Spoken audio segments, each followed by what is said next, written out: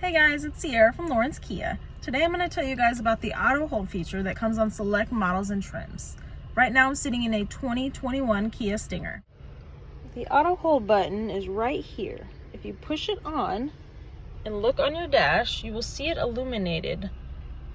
It'll say auto hold if you see it right there.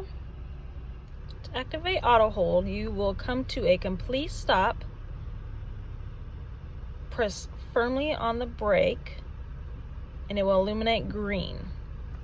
When it is green, that will allow you, if necessary, to take your foot completely off the brake. The car will not move in auto hold mode until you push back on the gas and you are ready to go. And it will continue as normal.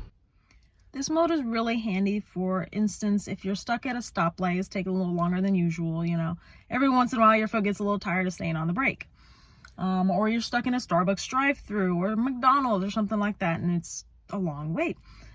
It will allow you to take your foot off the brake without moving the vehicle until you physically push on the gas and you are ready to move.